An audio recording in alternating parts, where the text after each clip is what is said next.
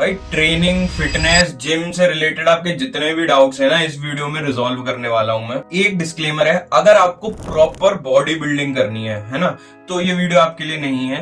अगर आपको अच्छी फिटनेस मेंटेन करनी है, अच्छी फिजिक मेंटेन करनी है, अपना स्टेमिना, एंड्योरेंस इंक्रीज करना है, आपको एक एथलीट टाइप से जिंदगी जीनी है जैसे एक नॉर्मल ह्यूमन बीइंग को होना चाहिए, एथलेटिक, बहुत अच्छे से अगर उसे भागना हो तो वो अच्छे से भाग ले, उसे किलोमीटर्स तक चल ले एंड कुछ किसी सिचुएशन से भी बाहर निकल सके, इस तरह से अगर आपको अपनी जिंदगी जीनी है, आपके पास स्ट्रेंथ भी हो, सारी चीजें हो, आपकी बॉडी भी ठीक ठाक हो, तो ये वीडियो आपके लिए है। अगर आपको प्रॉपर बॉडी बिल्डिंग करनी है तो भाई वो अलग चीज होती है। वहां पर बॉडी बिल्डिंग में स्टेमिना, एंड्योरेंस, स्ट्रेंथ का कुछ वो नहीं होता महत्व, आपको सिर्फ अपना मसल स्ट्रेन करनी होती है। तो ये वीडियो उस चीज के लिए नहीं है, उसके लिए आप कोई और वीडियो देख सकते हो। इस वीडियो में मैं आपको बताने वाला हूँ how you can build your physique as well as your endurance as well as your stamina, मतलब एक प्रॉपर जो इंसान को होना चाहिए आप वैसा कैसे ट्रेन कर सकते हो, है ना। सो इस वीडियो को हमने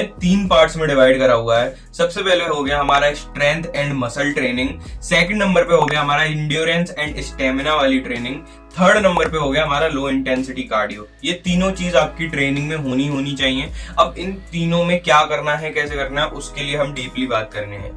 अगर आप एक बिगिनर या फिर इंटरमीडिएट एथलीट हो तो ये वीडियो आपके लिए बहुत ज्यादा हेल्पफुल होने वाली है।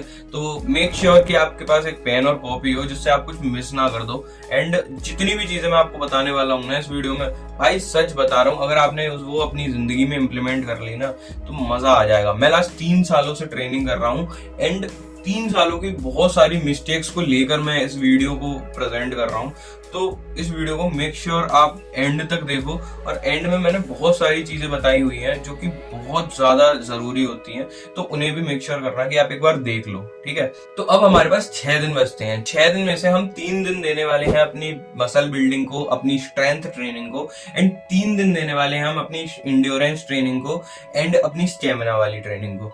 उसमें से एंड जो लो इंटेंसिटी कार्डियो होगा वो हमारा पूरे 7 दिन तक चलेगा, ठीक है ना, उसमें नो एक्सेप्शन है। तो अब सबसे पहले लो इंटेंसिटी कार्डियो की बात कर लेता हूं बिकॉज वो बहुत ही छोटा टॉपिक है। लो इंटेंसिटी कार्डियो वो होता है जहां पर आपकी बॉडी को थकावट फील नहीं होती, आपको ना तो स्वेट होता है ना ही आपको पता चलता है, लेकिन आपकी बॉडी फैट बर्न कर रही होती है, ठीक है ना।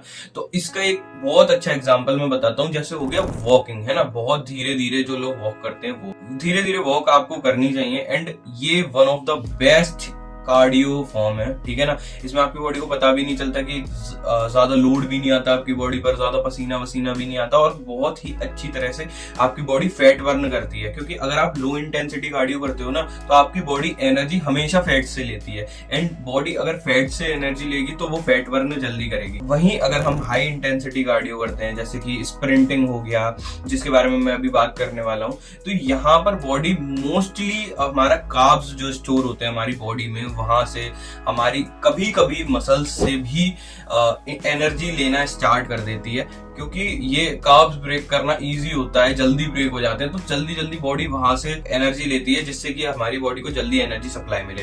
तो अगर आपका गोल फैट बर्निंग है या फिर आपको थोड़ा भी अपना कार्डियोवैस्कुलर सिस्टम को अच्छा करना है, लो इंटेंसिटी कार्डियो को प्रेफर करो, और पूरे वीक 7 डेज के लिए आपको लो इंटेंसिटी कार्डियो करना पड़ेगा। मैं अगर आपको सलाह दूं तो आपको 10,000 स्टेप्स, स्लो 10,000 स्टेप्स डेली के चलने हैं, तो यहाँ पर आपका कार्डियो खत्म हो जाता है। इसके बाद आपको कार्डियो के बारे में कुछ और सोचने की जरूरत नहीं है। मिनिमम 10,000, उसके ज्यादा 12,000, 15,000, जैसे मैं 15,000 अभी चल रहा हूँ, वो आपके गोल के अकॉर्डिंग होगा, लेकिन मिनिमम 10,000 स्टेप्स तो आपको चलने ही चलने हैं। अब बात करते हैं वीक के 3 डेज में हम करने वाले हैं स्ट्रेंथ एंड मसल बिल्डिंग, ठीक है। अब ये जो थ्रू आउट द वीक है ना, यहाँ पर हम एक प्रोटोकॉल यूज करेंगे जिसे कहते हैं पुश पुल लेग्स, ठीक है। हम इसी 3 चीजों को ट्रेन करेंगे, एंड हम इंटेंसिटी वाले दिन भी यही पुश पुल लेग्स यूज करेंगे, एंड जो हमारा मसल बिल्डिंग या फिर स्टेमिना बिल्डिंग वाला होगा उसमें भी हम यही 3 चीजें यूज करेंगे। अब सबसे पहले बात करते हैं muscle building and stamina, muscle building and strength building के बारे में, है ना। तो अब देखो भाई कैसे कर सकते हो। अब देखो हमारे पास 3 दिन होते हैं, ठीक है। तो सबसे पहला दिन हो गया हमारा लेग्स का, ठीक है। लेग्स वाले दिन हम अपनी पूरी लोअर बॉडी को ट्रेन करेंगे, ठीक है, जिसमें हमारे आ जाते हैं एब्स, क्वाड्स, हैमस्ट्रिंग्स, काफ्स, मतलब हमारी पूरी लोअर बॉडी आ जाती है इसमें, ठीक है। तो इसमें हमें क्या करना है, देखो जो हमारे मसल बिल्डिंग वाले दिन होंगे ना, स्ट्रेंथ बिल्डिंग वाले दिन, वहां पर हम लो इंटेंसिटी वर्कआउट करेंगे लेकिन हायर वेट के साथ, है ना। तो हम क्या करने वाले हैं, जैसे लेग डे है ना, लेग डे पर हमारे जो रैप रेंज रहेगी तीनों दिन पे जो हमारी रैप रेंज रहेगी वो रहेगी 6 to 8 रैप्स, ठीक है। 6 to 8 रैप्स में हमें ट्रेन करना है, हमें इतना हैवी वेट पे जाना है जिससे हमारे मिनिमम 5 या 6 रैप्स आ जाएं। एंड कभी कभी हम पीआर भी ट्राई कर सकते हैं इन वाले डेज में। एंड मैक्सिमम टू मैक्सिमम हमारे लाइक 8 रैप आ रहे हैं, 8 रैप से 1 रैप भी ज्यादा हो ही नहीं रहा भाई, मतलब पड़े रह गए हम, ऐसे 8 रैप आ रहे हैं, है ना। तो हमें इस इंटेंसिटी से ट्रेन करना है, हमें ज्यादा हैवी वेट यूज नहीं करना कि आपके 2 या 3 ही रैप आ रहे हैं और बिल्कुल थ्रू आउट द जितना भी हम वर्कआउट कर रहे हैं उसी में आ रहे हैं, ऐसा नहीं करना है हमें। एक दिन हम पीआर ले सकते हैं महीने में या फिर 2 महीने में एक दिन। उसके अलावा हमारा रैप रेंज रहेगी 5 to 8 रैप्स की, है ना। ये रैप रेंज के बीच में हम ट्रेन कर रहे होंगे। तो हम अपनी पूरी लोअर बॉडी को ट्रेन करेंगे फर्स्ट डे पर। सेकंड डे पर आ जाता है पुश में आ जाते हैं जो हमारे पुश वाले मूवमेंट्स होते हैं, हम अपनी बॉडी से दूर कर रहे होते हैं। तो इसमें कौन से आ जाते हैं, जैसे हमारी चेस्ट आ गई, हमारी ट्राइसेप आ गई, हमारे शोल्डर आ गए, है ना, लेटरल डेल्ट्स वगैरह आ गए। ये सारी मसल्स को हम ट्रेन करने वाले हैं। इन्हें भी हमें वही 5 to 6 रैप रेंज में ही ट्रेन करना है, मतलब वॉल्यूम हाई नहीं रखना है, हमें अपना वेट हाई रखना है एंड वही उसी को हमें ट्रेन करना है ना। अब भाई अगर आपको प्रॉपर ये जानना है कि कौन सी एक्सरसाइज करनी है तो आप मेरे को बता सकते हो, वो मैं आपको प्रॉपर बता दूंगा कि मैं कौन सी एक्सरसाइजेस करता हूँ, तो वही आप भी कर सकते हो। लेकिन यहाँ पर मैं आपको बताने आया हूँ कि आपको ट्रेन कैसे करना है, तो मैं बस ट्रेनिंग के बारे में बताऊंगा, ठीक है। देन थर्ड हमारा डे होता है पुल वाला, जहां पर हम अपनी बॉडी को खींचते हैं, तो जैसे पुल अप्स कर सकते हो। अब इसमें देखो भाई मैं बेस्ट एक्सरसाइज बता देता हूँ। फर्स्ट डे जो हमारा लेग्स वाला था उसमें स्क्वाट्स आपको करनी ही करनी है, नो एक्सेप्शन भाई, बहुत तगड़ी एक्सरसाइज होती है स्क्वाट्स। और लोग बोलते हैं कि भाई स्क्वाट्स से मसल बिल्डिंग नहीं होती, लेकिन हमें मसल बिल्डिंग करनी नहीं है ना, हमें बॉडी बिल्डिंग करनी नहीं है, हमें क्या करना है, हमें अपनी स्ट्रेंथ बिल्ड करनी है ना। तो स्ट्रेंथ के लिए भाई squats one of the best exercise. Then हमारे जो पुश डे होगा, पुश डे पर हमें ट्राई करना है, या तो हम वेटेड डिप्स ले सकते हैं, है ना, वेटेड डिप्स बहुत अच्छी एक्सरसाइज है। उसके अलावा हम बेंच प्रेस ले सकते हैं, है ना, हैवी बेंच प्रेस जो होती है वो, ठीक है। फिर हमारा तीसरा डे आता है पुल पे हमें हैवी से हैवी जितनी भी वेटेड हो सकती है पुल अप लेनी है। Pull up one of the best exercise है भाई, सच बता रहा हूँ, मजे आ जाते हैं। मेरी अभी भी बैग है ना फटी हुई रखी है, मेरी बाइसेप तक फटी हुई रखी है, बस सच बता रहा हूँ, इतनी तगड़ी एक्सरसाइज है ना पुल अप, और उसमें भी वेटेड, आप वेट लगा के पुल अप मार रहे हो तो मतलब बॉडी के अंदर ऐसा टेस्टोस्टेरोन का रेज सा हो जाता है, ऐसा मतलब क्या बोलते हैं, रिलीज सा हो जाता है, बड़े मजे से आ जाते हैं। तो pull up one of the best exercise है, वो आपको करनी ही करनी है, ठीक है। उसके अलावा आप डेडलिफ्ट भी ले सकते हो पुल वाले सेक्शन में, है ना, तो डेडलिफ्ट आप हैवी ले सकते हो। तो ये हमारे 3 दिन हो गए। अब जो बाकी के 3 दिन है उनमें हमें क्या करना है, उनमें हमें हाई इंटेंसिटी वर्कआउट्स करने हैं, ठीक है ना। तो हमारी रैप रेंज हमें इंक्रीज कर देनी है। कुछ लोग देखो, जैसे मेरा एक दोस्त है वो जाता है 25-25, 30-30 रैप तक जाता है। अब देखो भाई, क्या ये मसल बिल्डिंग के लिए ऑप्टिमम है? नहीं है भाई, मसल बिल्डिंग के लिए बहुत बेकार है।